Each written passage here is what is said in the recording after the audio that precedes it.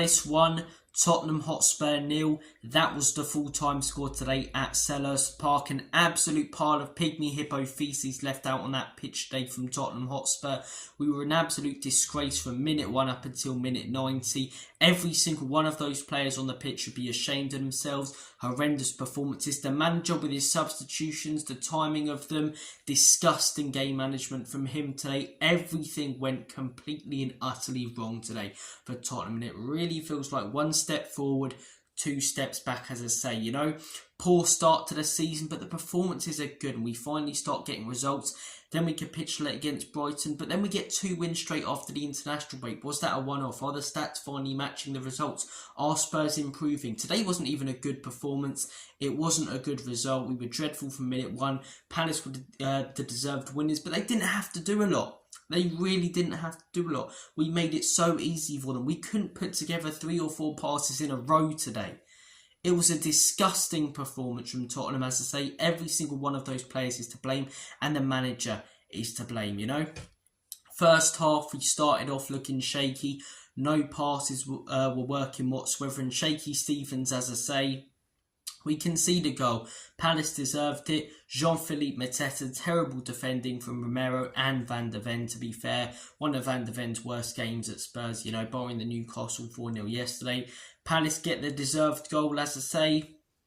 And yeah, their tactics were absolutely bang on. We weren't playing it long. We kept trying to persist with playing out from the back, even though every single time we did, we'd misplace a pass or they'd press us and win the ball. And you think, okay, we've gotten to half-time 1-0. We're still in the game. It's time for changes. But nothing from Ange Postecoglou. I gave him so much credit for making the change at half-time in the West Ham game that changed the game. He did nothing at half-time. We started the second half off exactly the same as we played the first half, poor. And then he actually starts to make changes. You see players warming up on the bench. You get a bit excited. And who are the 3 players he's bringing on? Timo Werner, Pape Matar and Richarlison. We need a goal, and he is taking off our 2 most creative players to bring on 2 of the worst finishers in the Premier League. I don't care what they do for the team. Richarlison not as bad as Timo Werner, but you need a goal, and you are bringing on your worst finishers. Why? Why on earth? Why is Timo Werner coming on the football pitch when you need a goal? Why are we continuing to play out from the back? Back to basics of football, man. You've got a big guy up top, as I say. Get Odegaard on the wing, you quick guy. Smash it up to him to flick it on. But no, dicking around, playing out from the back, 1-0 down. Tippy-tappy passes. My head's gone. It's so frustrating because you think we're moving in the right direction again. And you start to believe again. And then Dr. Tottenham turns up against the Palace side that have been rubbish this season. They've done nothing. They've done nothing this season, Crystal Palace. If we fell into a barrel of tits today, we'd come out sucking our own thumbs. Everything weren't going well for us. Everything went tits up. I need to calm down. I give myself a Connery, but yeah, it's just so frustrating. It really is, because you start to believe that the Brighton game was a one-off. The stats are matching, as I say, the results. We're moving in the right direction. And then we put in a performance like that and get a result like that. If we put in a better performance and we lost 1-0, at least we can come away saying, oh, if we scored that chance, or if that player took that chance, you know, and we just weren't clinical enough today. And if we got a result, we could have at least said, yeah, we played poorly, but we take the point, we take the 3 points and we move on. As I say, it keeps the confidence up. Neither today. Neither. That's why we need a leader, in my opinion, in this team. A world-class player, which we didn't have on the pitch at the end of the game. Who's the guy who's motivating the rest of the team? Who, when someone misses a chance, picks them up off the ground and tells them to go again. The captain, who at the end of the game is going to score that equaliser and get us that precious and important point. Where's that player for us? Non-existent at the minute. No one at the end there wanted to be the one who takes the shot, be the one, as I say, who misplaces the pass. So we were playing simple passes, making it so easy for Crystal Palace when they were sat back at the end. It was pathetic. It really, really was pathetic today from Spurs. Look, the players are to blame. All 11 of them, horrendous today. Not one player I can actually say, yeah, they at least looked all right. But the manager also deserves disrespect, or not disrespect, what's the wording I'm looking for? The manager also deserves, well, maybe he deserves disrespect, but He deserves criticism for today. He definitely does. Because if I'm going to praise him for the changes he made, as I say, that improved us against West Ham, I'm going to give him the criticism for not making the changes. Then when he did, they actually made us worse. We need a goal. You are bringing on Timo Werner, the worst finisher at this football club. We had no structure. We needed some structure. You actually made it worse because either we were playing a 4-4-2 or a 4-2-4. I couldn't even work it out. The midfield was even easier to play through because we only had two in there. And it actually made us less structured than we already were, which I thought was impossible. Sarr's the only one that I understand, but why is Bentancur not coming on until there's 5 minutes left in the game? Why?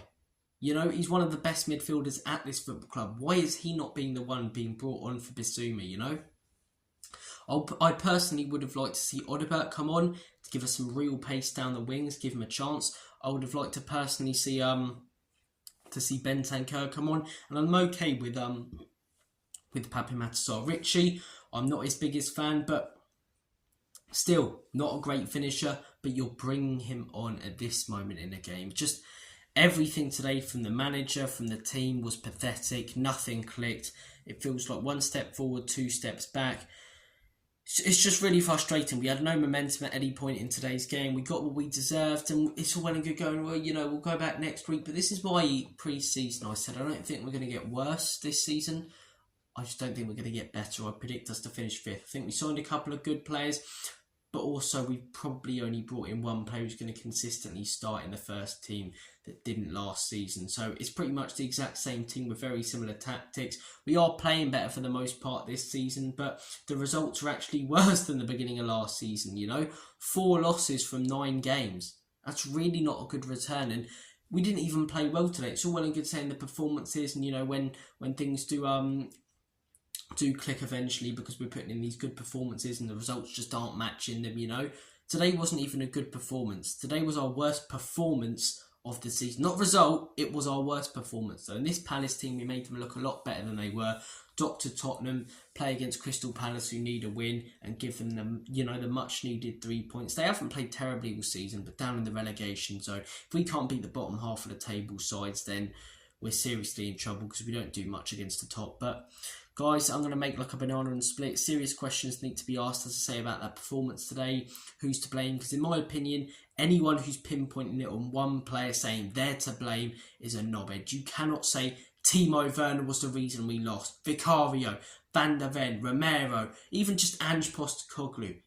Look at everything collectively. All 11 of those players, Ange Postecoglou, they all deserve criticism for today. It was a pathetic day at the office. Not a bad day. It was a shit day at the office. One of those days, as I say, where you're running off no sleep on a Monday morning, you spill your coffee on your laptop, your boss comes over to you, you get in a fight with them and get sacked.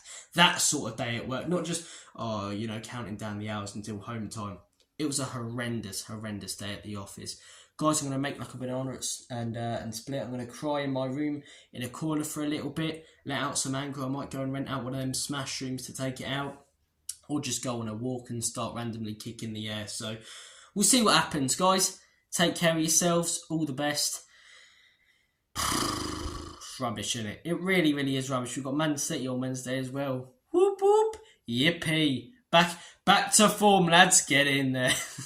See you later, guys. Look, we can still win the Europa League, but we get knocked out in the Carabao Cup. We've got Villa next weekend. We lose. It's fine margins in football. We won today. Could have been contending for top 4. Everything looking all rosy now. We don't get good results in these next 2 games. The pressure's straight back on the manager, and we're struggling with anything this season. So it's fine margins in football, but this isn't... Look, today is on Ange and the players, but these type of results away from home, and Spurs is bad, away form, that isn't Ange Postecoglou with the players. That wasn't Conte and his players, Jose and his players, Martin Jol and his players, Mauricio Pochettino and his players, Harry Redknapp and his players. It's a culture problem. When the opposition crowd gets on our back, the pressure's on, as I say, to do something. Tottenham Hotspur crumble like a chocolate digestive, and we did again today. Take care, guys. All the best, and as always,